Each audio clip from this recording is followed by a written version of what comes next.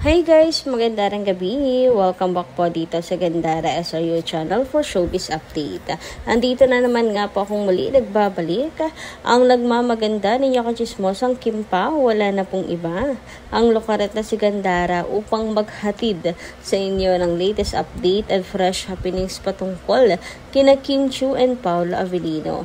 And para sa gabing ito, ang tatalakayin natin ay highlight natin ngayong gabi ay si Kim po muna sapagkat mayroon pong hula sa kanya last year na kung saan ay nagkatotoo. So coincidence lang kaya ito o sadyang ito yung nakatadhana kay Kim na mararanasan at the same time warning na kaya yon kay Kim Chiu para maging handa po siya. At least aware siya na mangyayari po sa kanya ang panloloko, na siya magkakaroon ng trust issues.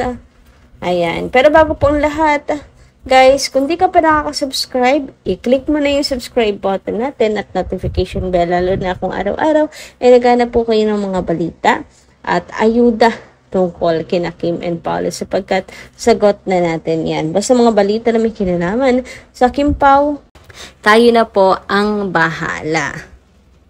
So, ito na nga, simulan na natin ang chika. So, patungkol nga po ito sa naging hula kay Kim na nagkatotoo na. Sabi dito ni Ma'am Marlita Aurea Rodriguez, good PM po, Gandara. Diba? Last year, hinulaan si Kim na mai-scam si Kim. Tapos sila kampanay ang sabing, nako, ayaw daw niya yung paulit-ulit yung sinasabi yun. Or paulit-ulit na sinasabi yun. Tapos, sinabi pa nung humula na ang scam naman daw ay hindi lang pera, pati tiwala. Tapos, 2 years nang nagkasino sila, Kam. So, ibig sabihin, ng hinuhulaan ni Kim, 1 year nang nagsusugal sila, Kam. Tapos 2 years ngayon. Kaya pala sabi nila, Kam, ayaw daw niya yon. Alin kaya sa dalawa yung ayaw nila, Kam? Yung halang scam o yung tiwala at pera? Hindi marunong maawa sila, Kam, kay Kim. So, ayan na nga, sa mga hindi po aware, ito yung tinutukoy na hula or nahulaan si Kim na may scam. So, ito yung conversation. Ang kasama po kasi niya talaga dito sila Kam. Ayan o, katabi. So, based sa hula, ayan, hala, nagiging totoo yan. Basahin natin ha.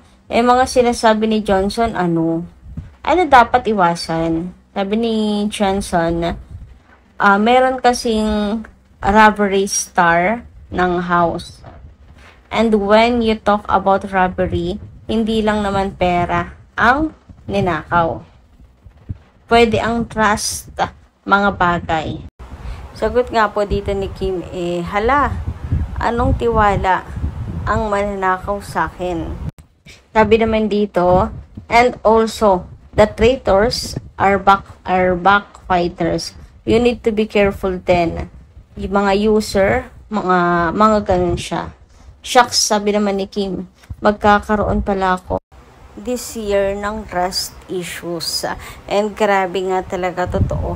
Nagkaroon na po ng trust issues itong si Kim. Paano pa kaya yan magtitiwala? Pabalik sa kanya. And yun nga, nag-epekto kay Kim. Karoon po siya ng trust issues. Kaya nga, pati sa pagdodonate, damay talaga. Karoon na siya ng trust issues. Kaya nagpapaka-hands-on na si Kim.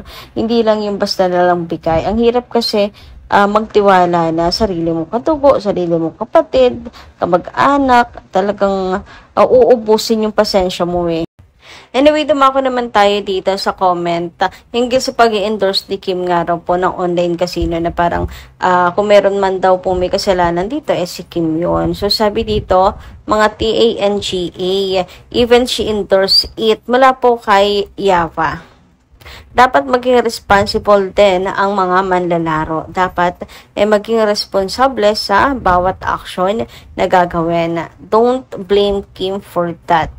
Ito pa, sabi niya, ang bastos naman na nagsabi, na kinarma si Kim.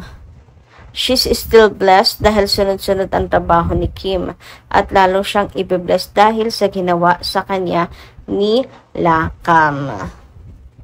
Sabi naman dito ni Ma'am Lydia Esteban at Marieta Tomenes, sabi, magandang gabi sa inyong dalawa, shout out. Sabi dito, morning Gandara, totoo po ba na nanalo ng kanyang ate, si Chinita Princess Kim? Bakit naman naging ganun si ate niya? Sobrang super bait ni Kim. At sa lahat ng kapatid niya, sobrang tulong na ibinigay niya. Halos buong buhay ni Kim nakalaan sa magulang at kapatid niya. Kim, kapatid niya, Kim. Yaan mo, mas higit pa dyan, liklig, sigsik at umaapaw, na biyaya pa ang ipagkakalob sa iyo ni Papa Jesus. God bless, good luck, ingat kayo lagi, Kim Pao.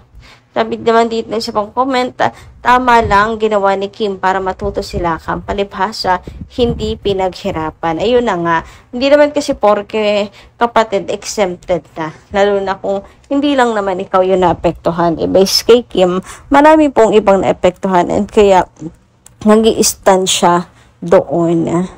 At the same time, ano na rin yan, para matuto, mabigyan ng leksyon, di ba? Sabi naman ni Ma'am Visitasyon de Guzman, 300M daw ang nawala kay Kim. Baka yung business niya sa CDO, may building daw siya doon na pinapaupahan. Parang na-close nga yun nung pumutok yung issue sa kanila na magkapatid. Sobrang pinagpagura ni Kim yung pera niya. Buwis buhay nga siya sa Showtime, sa magpasikat, puyat pa.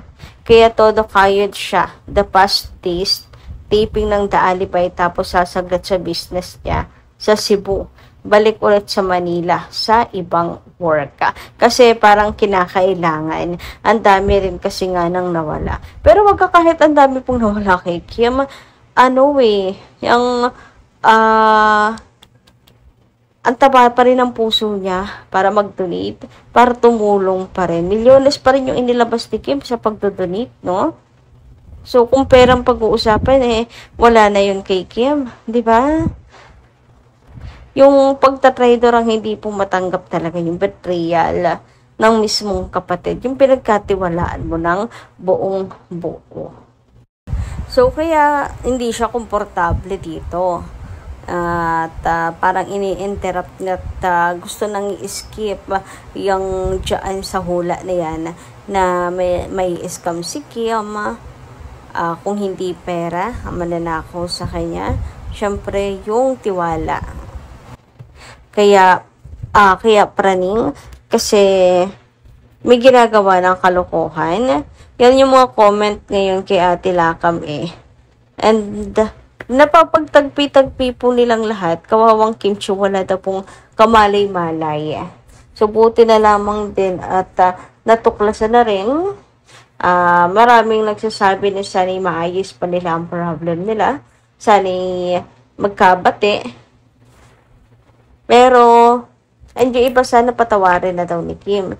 Pero 'di ba kung madali naman pong magpatawad pero yung kalimutan na lang po yun ng ganun, hayaan na lang, parang wala nangyari, parang ibang usapan naman po yun kasi malaki naman yung kasalanan na nagawa, hindi naman na maliit na bagay yung ginawa po ni Ate Lakam para kalimutan na lang na parang walang nangyari. Hindi lang naman nga po si Kim yung naapektuhan, na marami pong naapektuhan at kinakailangan ni Kim syempre manindigan, tumayo para po doon sa mga naapektuhan.